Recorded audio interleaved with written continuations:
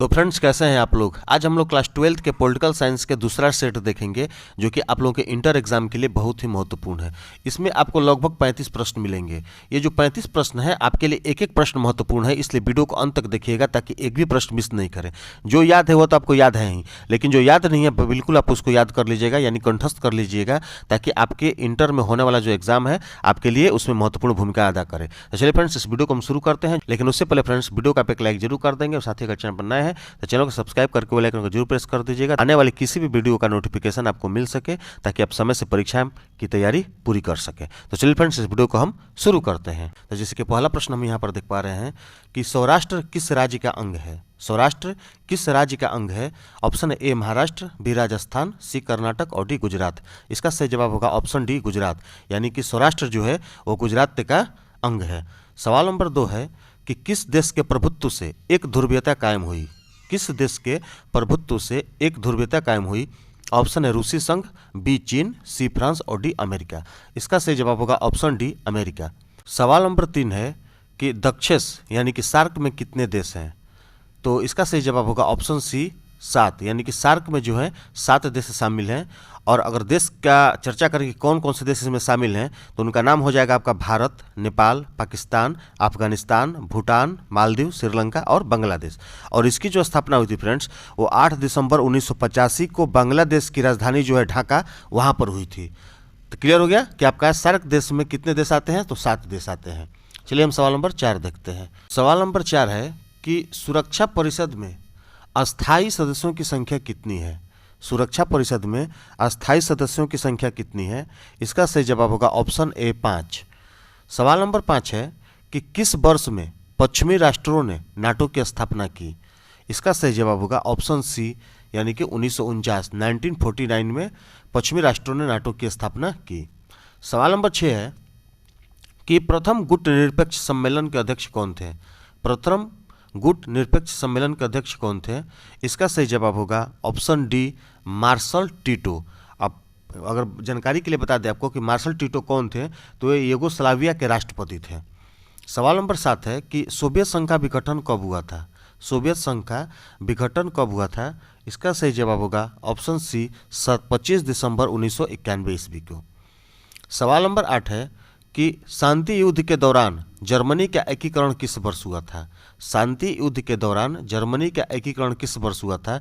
इसका सही जवाब होगा कि शांति युद्ध के दौरान जर्मनी का एकीकरण अक्टूबर 1990, यानी कि ऑप्शन सी बिल्कुल सही है, में हुआ था। सवाल नंबर 9 है कि तालिबानी कट्टरपंथी तत्वों का उदय कहाँ हुआ। इसका सही जवाब होगा ऑप्शन डी पाकिस्तान, यानी कि तालिबानी जो कट्टरपंथी गुट है, संगठन है, इसका उदय पाकिस्तान में हुआ था। सवाल नंबर 10 है कि उगते सूर्य का देश किसे कहा जाता है। उगते सूर्य का देश किसे कहा जाता है। इसका सही जवाब होगा ऑप्शन बी जापान को। सवाल नंबर 11 है कि भारत फरक्का समझौता किन देशों के बीच संबंधित है। फरक्का समझौता जो हुआ था वो किन 2 देशों के बीच संबंधित है। इसका सही जवाब होगा ऑप्शन बी भारत और बांग्लादेश। क्लियर है। सवाल नंबर 12 है कि अंतर्राष्ट्रीय अणु ऊर्जा अभिकरण की स्थापना कब हुई थी। अंतर्राष्ट्रीय अणु ऊर्जा अभिकरण की स्थापना कब हुई थी। इसका सही जवाब होगा ऑप्शन बी 1957, यानी कि 1957 में हुई थी। सवाल नंबर 13 है कि संयुक्त राष्ट्र संघ के प्रथम महासचिव कौन थे।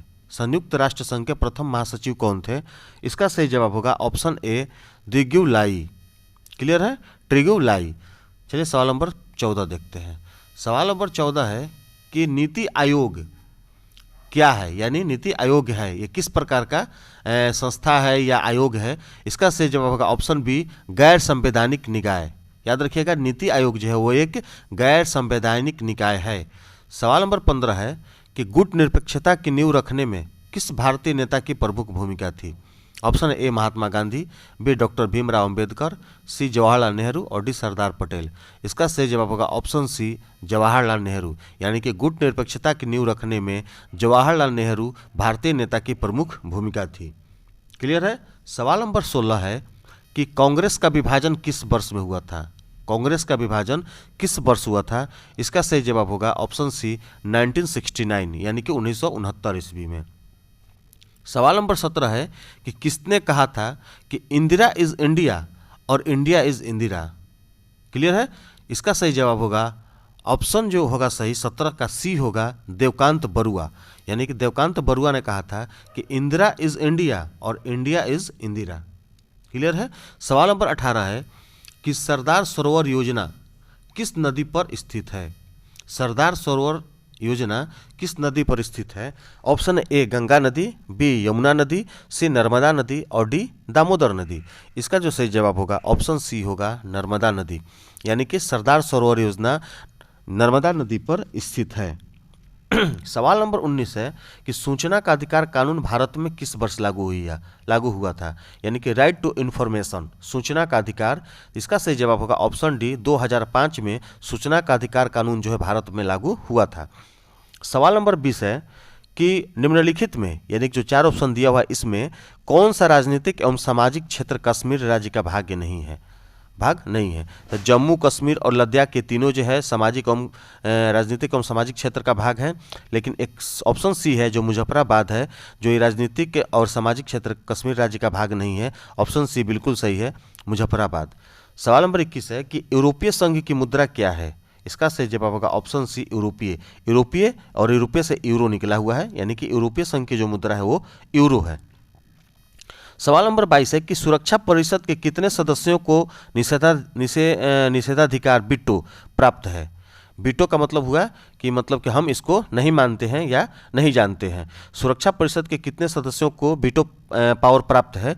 इसका सही जवाब होगा ऑप्शन होगा 5, याद रखिएगा, लेकिन यहाँ पर 2 मिसप्रिंट कर दिया है।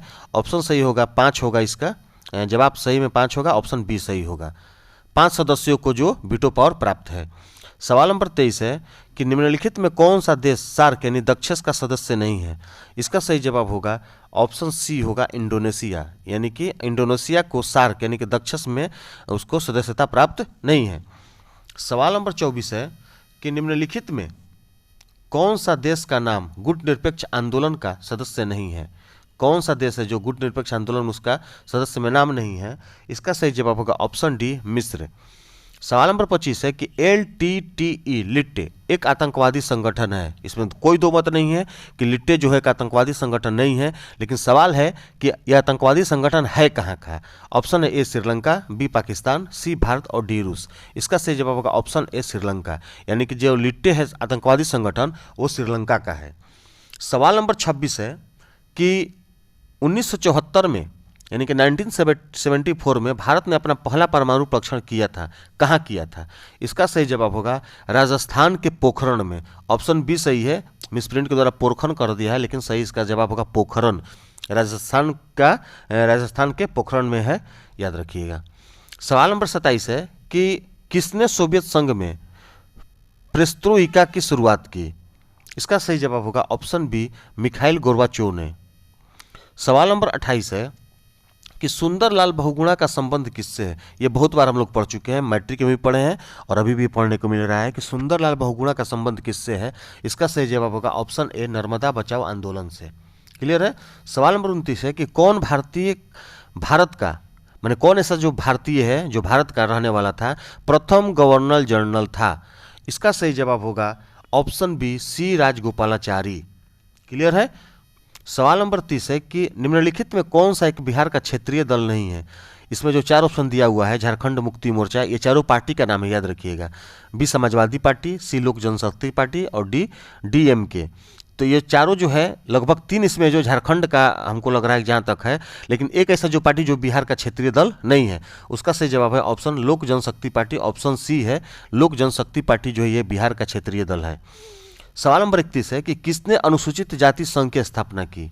इसका सही जवाब होगा ऑप्शन सी, BR अम्बेडकर ने। क्लियर है? अब सवाल नंबर 32 देखते हैं। सवाल नंबर 32 है कि अकाली दल एक राजनीतिक दल है, कहाँ का है? ऑप्शन बी सही होगा, पंजाब का। सवाल नंबर 33 है कि 1995 का बांडुग सम्मेलन कहाँ हुआ था? 1995 का बांडुग सम्मेलन कहाँ हुआ था? इसका सही जवाब होगा ऑप्शन ए, इंडोनेशिया में। सवाल नंबर 34 है कि नीति आयोग के अध्यक्ष के रूप में कौन सा कार्य करता है? नीति आयोग के अध्यक्ष के रूप में कौन सा कार्य करता है? इसका सही जवाब होगा ऑप्शन सी, प्रधानमंत्री। ठीक है। नीति आयोग के अध्यक्ष के रूप में कौन कार्य करता है? तो इसका सही जवाब होगा ऑप्शन सी, प्रधानमंत्री। सवाल नंबर 35 है कि भारतीय जनसंघ के संस्थापक अध्यक्ष कौन थे? इसका सही जवाब होगा ऑप्शन ए, श्यामा प्रसाद मुखर्जी।